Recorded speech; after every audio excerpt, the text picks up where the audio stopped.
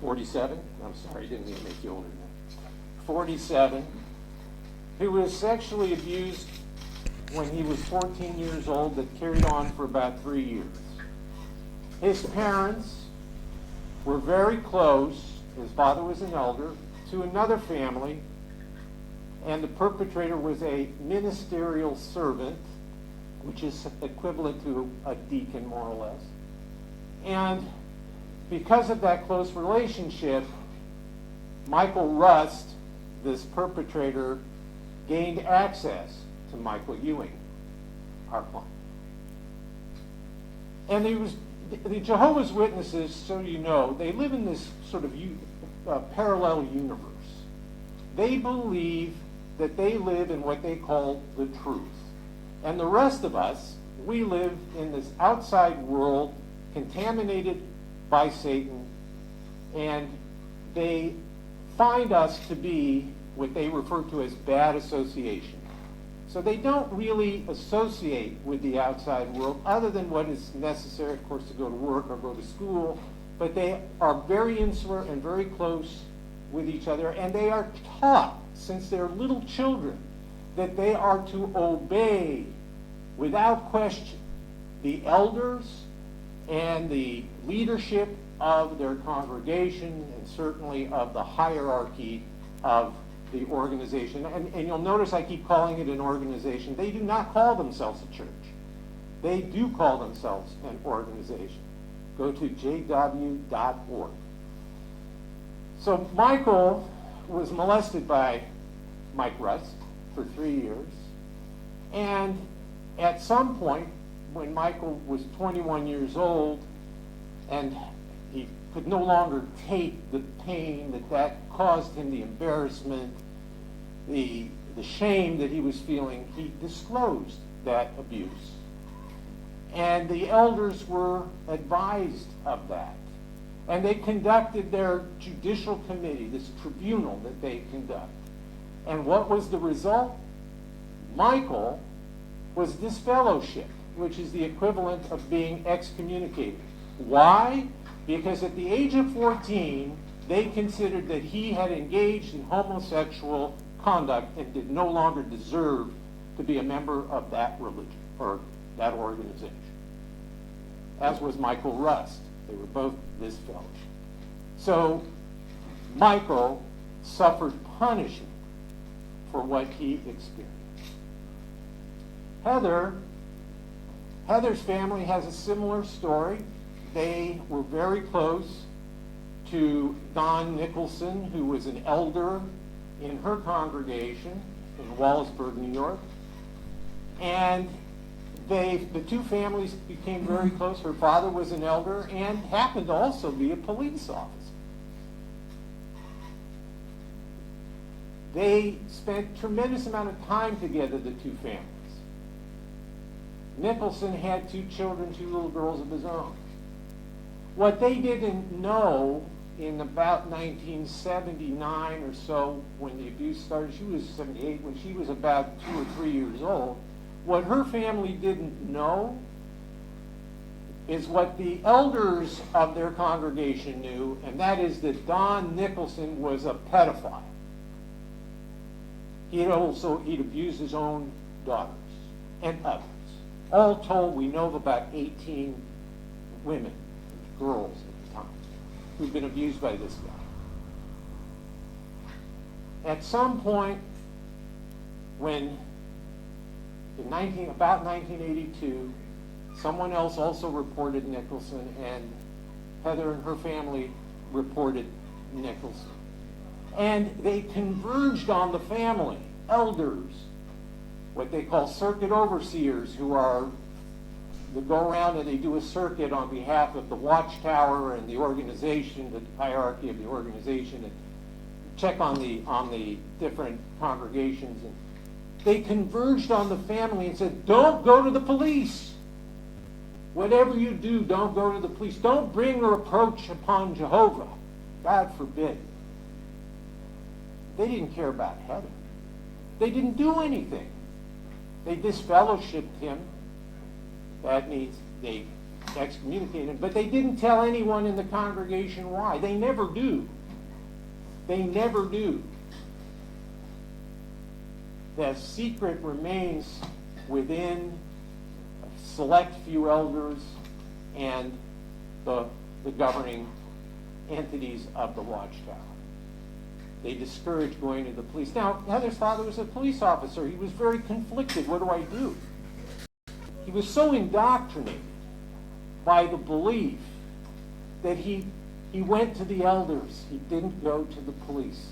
The police found out because her school found out. And they were mandatory reporters, as are the clergy of the Jehovah's Witnesses. They're mandatory reporters, but they just don't do it. But the police did. And there was an investigation, and Nicholson was pled guilty and spent 3.5 years in prison. He's out. He's become a Jehovah's Witness again. He's been in the organization. He's been disfellowshipped, I think, 2, 3, maybe 4 times. She'll tell you this story. And despite the fact they've known of the abuse of multiples of young girls by this time. So this story needs to be told. These lawsuits are going to tell this story, and I'm going to introduce Michael to you, and he's going to start and tell you a little bit about his story. Thanks. Oh, I'm sorry, Michael one. I think you want to say I just want to. Hi, I'm Michael Barish. I'm local counsel, and I'm honored to be that. Thank you. I have to tell you, my firm has represented nearly 600 abused kids, and it's outrageous that it takes a lawsuit to bring justice to these people who in many cases have been waiting 20, 30, 40, in some cases 50 years. But we are going to make these people pay. We're going to get the answers that they deserve. I have to give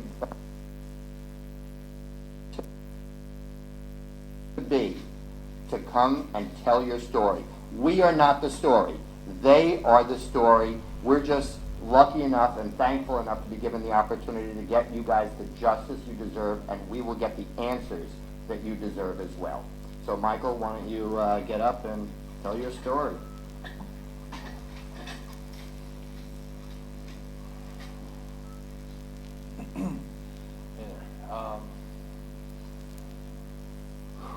So basically my childhood growing up was pretty normal. Typical Jehovah's Witness life, minister going out in this administrative service every Saturday morning, going to meetings 3 times a week, going to our conventions, learning what we learn through our parents and through what the organization teaches us. So I felt like, well, I need to get baptized. This is something I want for my life. This is what I want to do, which is the picture of me actually getting baptized. I was 14 years old on that day. And on that day, I met my abuser. That was my reward, right, for dedicating my life to God. Going forward from that point, I wanted to do regular pioneer work, which meant 80 hours a month of volunteer service. And I filled out the application, was approved. Mike Rust, the abuser, was also a regular pioneer and a ministerial servant in the congregation. And he was introduced to me through my father and through other elders. They knew that he worked with the younger brothers in the congregation to help them move forward and become stronger spiritually, supposedly. In the beginning, at the age of 14, when I first met him, we were going out in service a lot, and things kind of seemed normal. This would be the grooming process. As you would continue to go out in the ministry, it would lead to, at some point, probably a couple months after, maybe a month and a half, where we would go and have study. And we would study at his house, where at that point, I was then introduced to pornographic material. Started out as Victoria's Secret card catalogs, moved forward more into pornographic material. That went on for a few months. Then it turned into truth and dare games, turned into, whatever. At about 9 months after I met him is when the touching began. Just like in the movie Spotlight, I happened to watch that before I got here, so I'm going to just lay it out there. I had to perform fellatio many times, hundreds. There was a couple other occasions where it got more serious even than that. So I went through this for about 3 years, remembering that the hours that you do as a pioneer is 80 hours a week, and I'm 80 hours a month, and I'm to be with him. Well, I'm with him 80 hours a month to do this supposedly. So he had open access to me. I would probably see him 4, 5 times a week. My parents loved him. They did not know what was going on. I did not know how to tell them what was going on. I was ashamed. So I just let it continue to go on because I didn't know how to tell them, and I didn't know how to get away from him. So I was in a real pickle. By the time I was 17, I learned how to break away from all that. I got away from him. I got away from basically my parents' beliefs. I started engaging in drugs, and I started to become a very violent person. Nobody could understand why I was this way. My parents couldn't understand it. They're all on like, what's going on? And I just kept running from the situation. By the time I was 21, as Erwin said, 20 or 21, I'm really not sure which age group, but in that range, I decided to tell my father and my mother what I had dealt with. And when I explained it to him, my dad's first reaction, is he's an elder in the congregation, was, we got to tell the elders. Not let's call the police, not let's get you some help, not this, that, and the other. We got to tell the elders. So we told the elders. And my father made a phone call to Mike Rust, said, you need to tell your elders, because at that point now we were in separate congregations. And so he did. Now, to my knowledge of this, and the way Jehovah's Witnesses do work, judicial committees are private.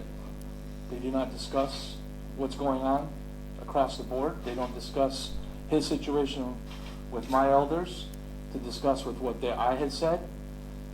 They both just decided to disfellowship the two of us for homosexual activity. And of course they also used the fact that I was using drugs as well at that time as part of the disfellowshipping. That was the only way I knew how to really deal with my situation, to try to numb down that pain. Drinking. So here I am today now.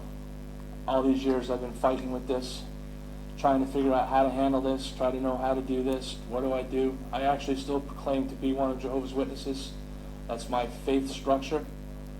That is the hardest thing I've ever had to deal with, is try to hold on to something that I learned as what I believe to be true because of what I've learned through the scriptures. But then they also have to see this. And believe me, guys, and I'm sure you've all researched it.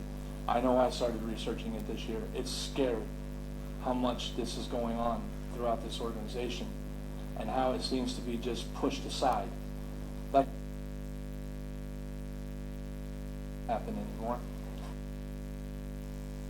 I'm here to make sure it doesn't happen anymore. I'm here to make sure that if there's any voice out there that sees me at my age, recognizing even if they're older, it's time for them to come forward, because it has to happen. This has to be cleansed. It has to be taken care of. So what I hope from all of this is that we start to hear more victims coming forward, whether they're children or grown adults as I am. It's got to be taken care of. All right, Mike, before you leave, I think they find it interesting. What did he read to you to justify the conduct? He would many times, because if I felt guilty or if I felt this isn't right, I would get a scripture read to me. We would go into, at that time we had a book in the organization called the Youth Book. There were chapters in there with scriptures in there that were, talking about puberty and going through the change of life and sexual this and that. And somehow he would take the scriptures and the jug and he would flip it and make me feel like this is okay, it's normal. I don't know. I can't explain why I went for it, but I did. And, that's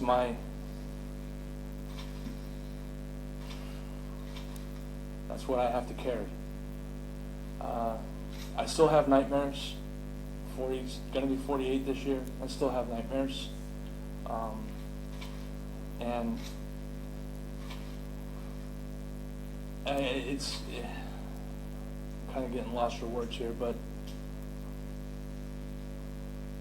all I do is like, this has got to stop.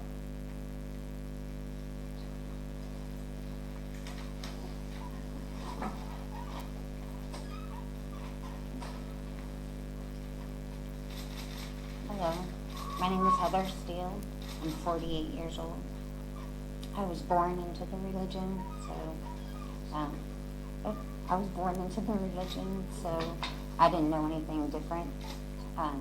My parents were best friends with two other elder families, one of them being Don Nicholson. He built my parents' house. He was a contractor. He built his house, and they were almost identical. He started abusing me while I was still in diapers, so 2 or 3, I'm not even sure. The abuse went on for about 10 years. Gradually, it started, I was fondling and stuff, but it did go to oral, and it did go into actual rape after many years. By the time I was about 10 years old, I accidentally told my mom. I was scared to tell. I thought that it was a secret and it was between me and Dawn, and I did not realize that there was a whole world out there that would say this isn't right, this is not what's supposed to be happening. I'm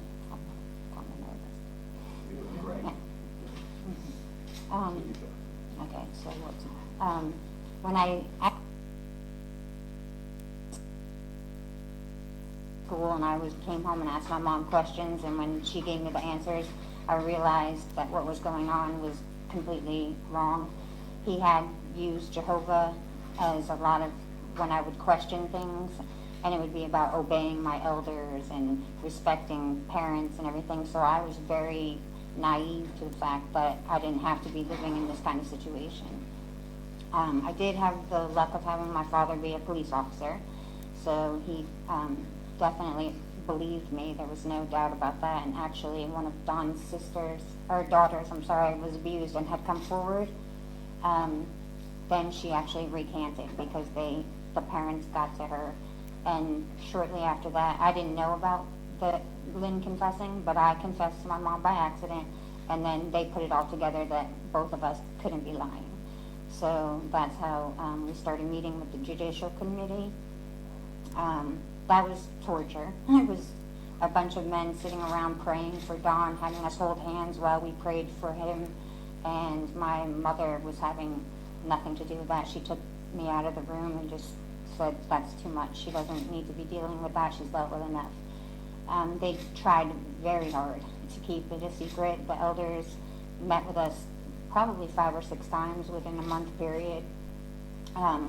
Luckily, like I said, my dad was a police officer, so the school got involved, and when the school got involved, my father realized the only choice he really had was to go forward and have him arrested. He did do a couple of years in prison. He got out, I think only 3 years later. He also had a reunification program at the prison where he abused his own daughters on the weekends.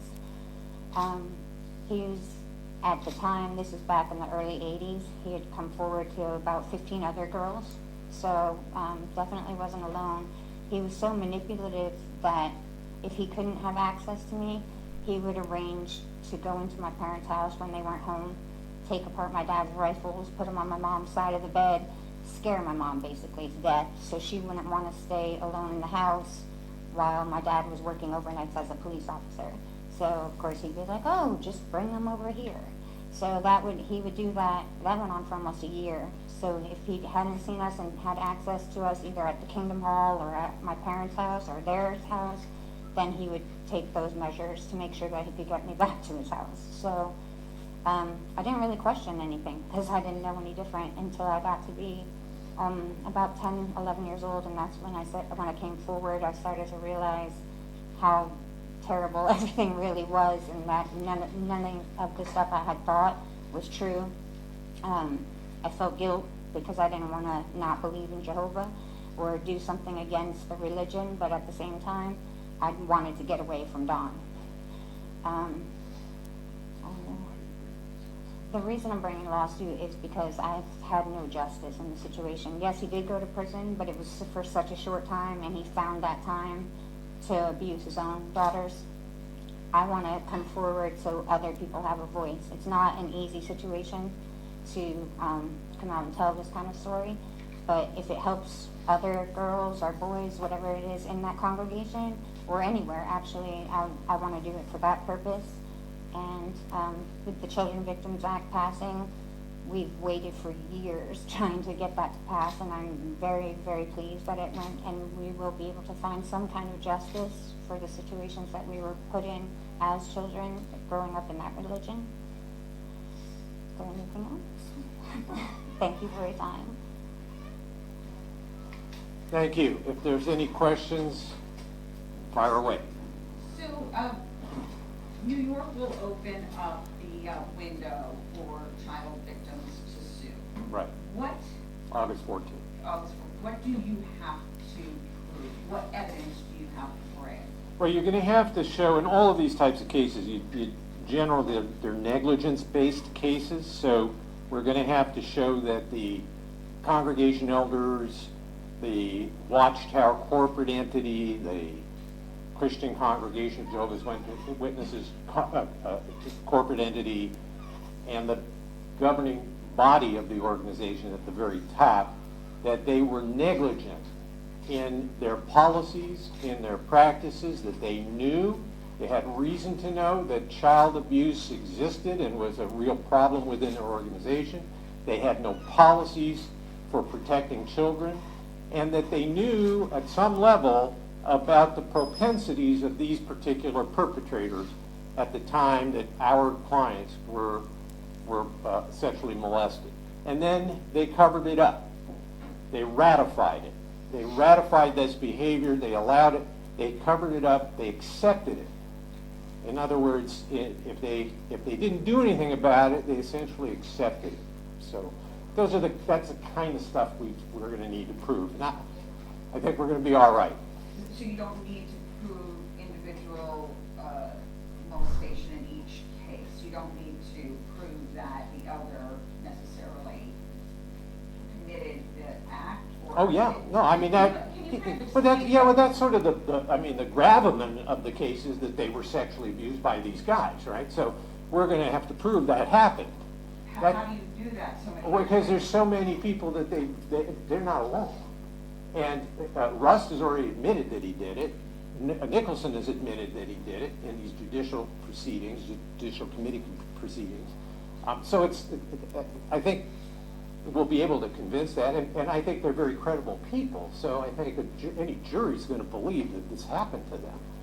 So that's sort of the first step. I mean, obviously we have to prove it happened. But beyond that, then we have to prove who's legally responsible for what happened. Of course, the perpetrator is legally responsible. But then these other parties within the Jehovah's Witness organization are legally responsible. The congregation where this happened, the elders of the congregation who knew about both of these guys in advance and knew while it was happening.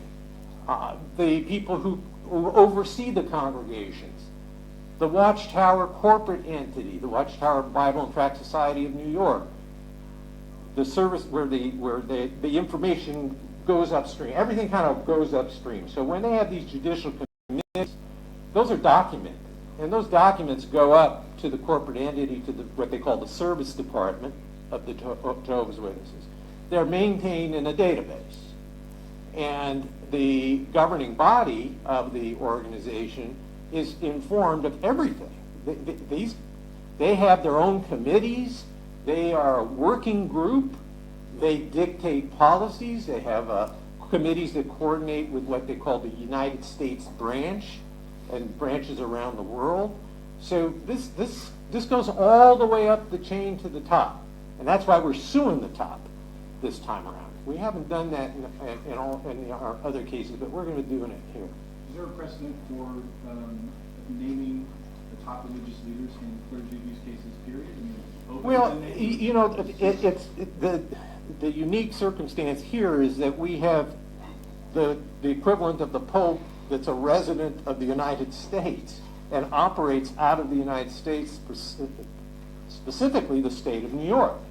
So they're not a sovereign entity like the Vatican and the Pope, which makes it near impossible to sue the Pope. I know some of us in the past have tried, but this is a different situation. You have a United States domiciled entity, a group of guys that are calling these shots, and I think they're going to be amenable to being sued in these lawsuits here in New York. Can you talk about where Mike Rust and Don Nicholson are now? Do they still have access? Yeah.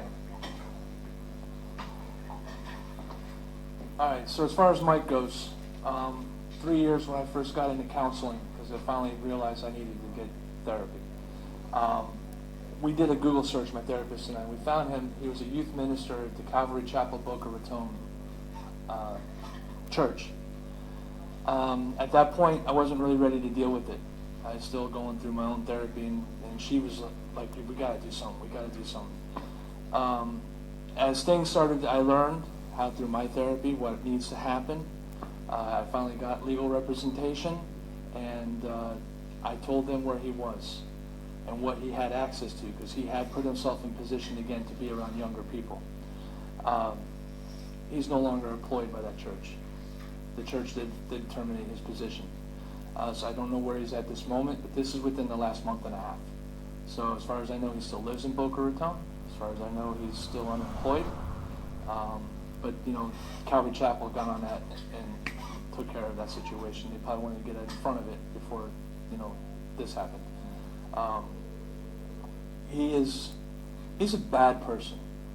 In my mind, I'm sure everybody else here would agree with me, he was a very bad person. I did forget to tell you that when I was around 16, he had been accused of this by another boy in the congregation. And that boy happened to be the son of his fiancée. He was 11, if I remember right. Now, he did get on the phone to me, and he did say, you need to keep your mouth quiet. If someone starts asking questions, you got to stay quiet, because you're going to get in trouble. He assured me I would get in all this trouble. Again, when you can manipulate scriptures the way he knew how to manipulate it, when he knew how to manipulate a person's mind, he had a hold of my mind from the moment I was 14 years old. My therapist said, because I go through this, like, why? Why did I allow it to go on so long? But once you get a hold of a person and you've manipulated them to a point, they're stuck in that spot. And I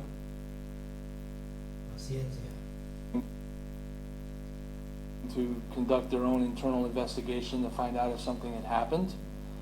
But that's the situation of Mike Rust. He is an unemployed priest right now, and that's that.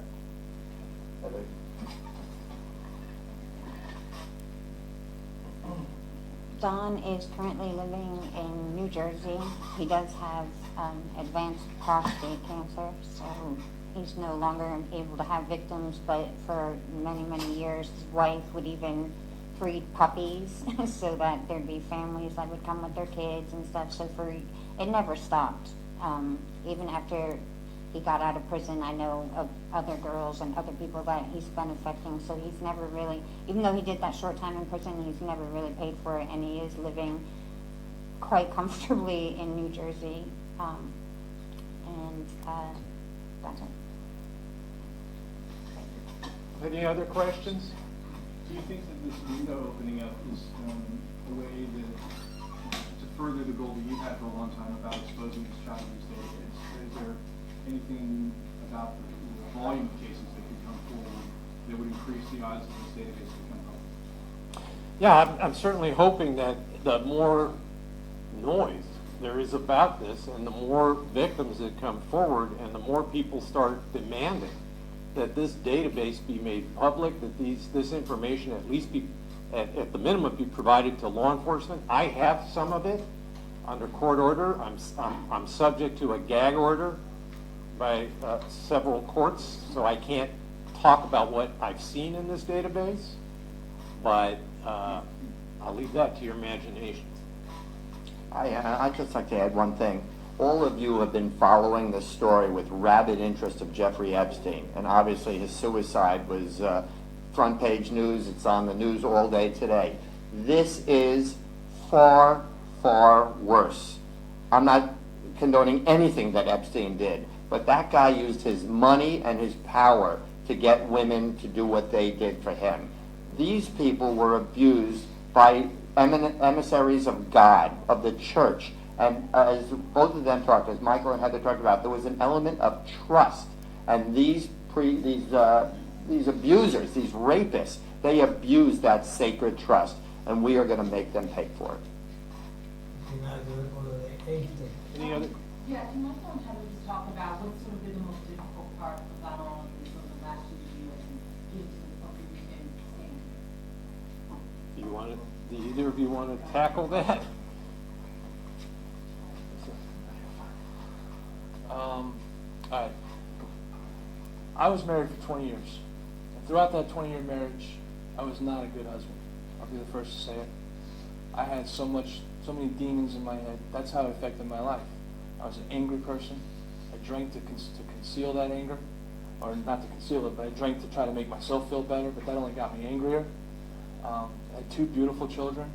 I wasn't the best father because of what goes on inside me.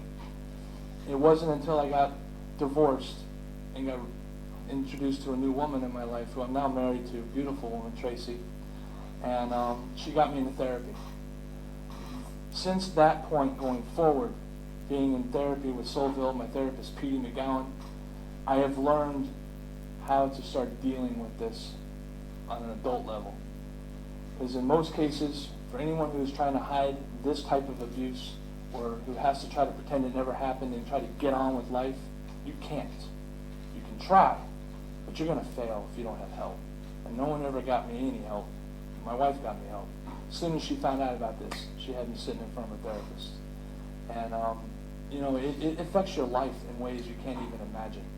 You say even over the last couple of years, the last few years I've been in therapy. And it took that therapy to get me to this point where I can have legal representation, where I can have a voice, and I can say something finally, and I can get it out there. Hey, this happened to me. It's not right. It's not right. It's never been right. And everyone just wants to turn a blind eye to it. That's how this seems to work. I hate to say that, because like I said, I still profess to be a witness. That being said, this is scary, because I'm just in shock still that this has gone on like this for so many years, and it's still going on. There are still victims out there. There are still people that are right now currently living through what I went through, which is hell. And again, the voice I'm having here today, the voice Heather has here today, is to bring attention to those victims. We need to find them. We need to get them out there. They need to know they don't need to be scared, because you can be put. I've been getting texts from my mom and dad all week. This is the wrong thing to do. You can't do this. This is not what you're supposed to do. And those are the people that are supposed to be there to fight for you.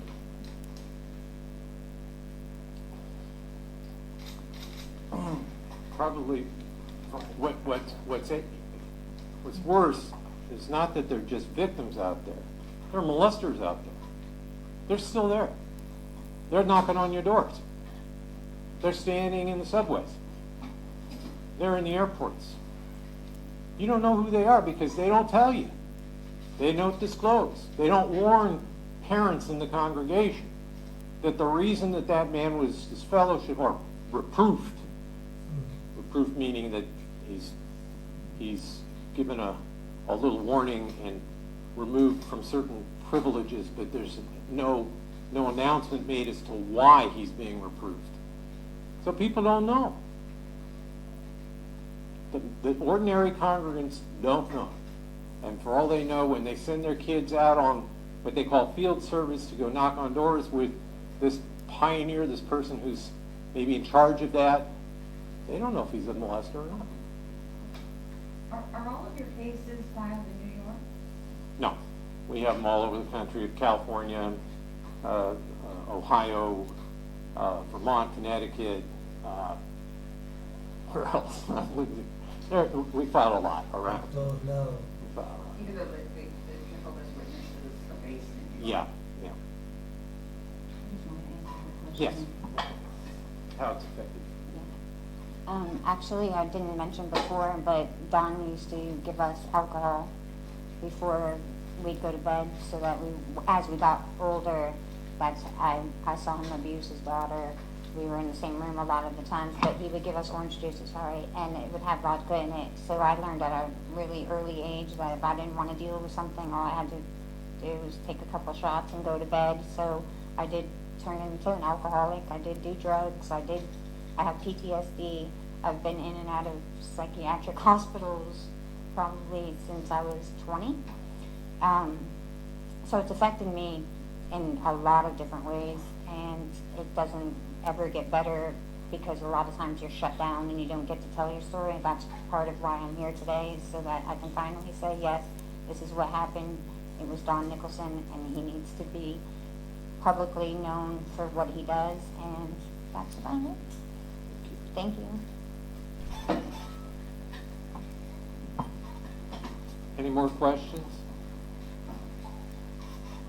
Thank you. Thank you all very much for coming. We Thank really you. appreciate it. Yeah, I know it wasn't easy, no, of course not, you'd be great.